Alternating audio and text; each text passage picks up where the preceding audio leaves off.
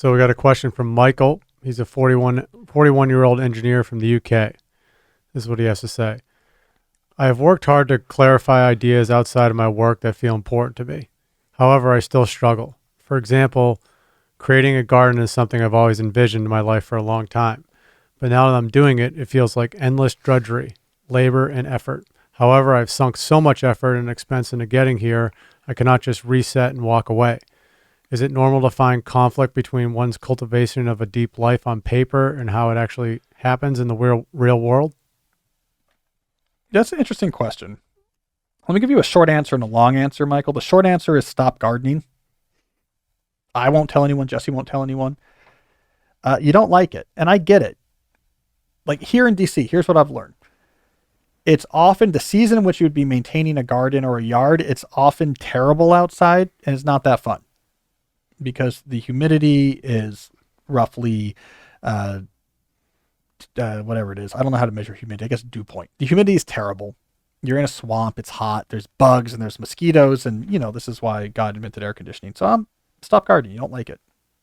Long answer, and we talked about this last week too. Be wary about a mental conception of the deep life that is too heavily focused on hobbies.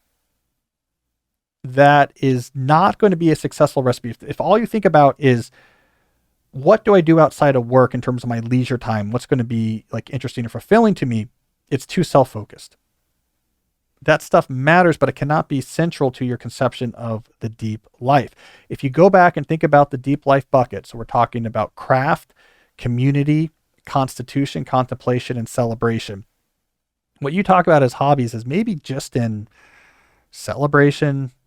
I mean, I don't know if you acted the constitution, maybe like there's some exercise you do that could be hobbyist. Sometimes in craft, there could be something like you're really into an instrument. You might put that under craft, but most of the deep life is more about keeping your body in shape, serving your community, engaging your brain in the world of ideas and philosophy and theology so that you can be a moral, intellectual being, so that you can follow Aristotle's theory that it is in deep thought that humans reach their deepest potential. It's craft. Okay, I'm spending my 80,000 hours in my life in a job. Like, what am I doing? Am I producing things of value? Am I a leader to other people? Am I a useful member of my community? A lot of that is not what's going to make me, entertain me. What's going to be something that's kind of fun to do. And so if you really go through those buckets one by one, the reason why this works is that the human brain is not so happy if all it thinks about is how do I make myself happy, how do I be happy in the moment? Like, that's important in moderation.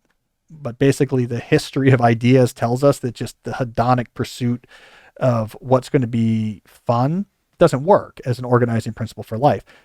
So when celebration is just this one part, like having things you really enjoy doing, then the stakes are lower. You're doing other things that sacrifice and service and important, and you're going to be a lot more confident and fulfilled. And then when it comes to that, let's say celebration bucket, where it's like appreciating the things that makes life cool, having gratitude, then I'm just going to suggest have a more experimental approach. Don't dive in fully into something that you hope will be something you really like, because you might not.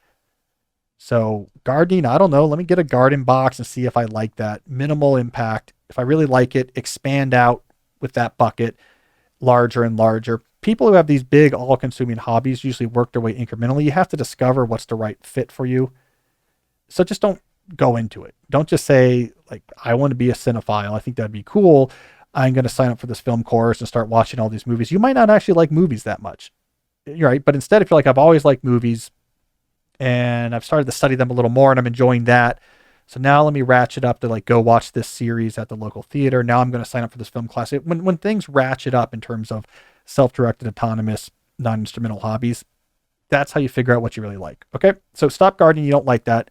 Experiment with other things, but remember that is just one small piece out of many on what goes into making a deep life. And most of what makes a deep life deep is much less about what is going to make me happy tomorrow and more about what's going to make my life feel more grounded, what's going to make my life feel more centered and meaningful and important. And that's very different than enjoying pruning your roses.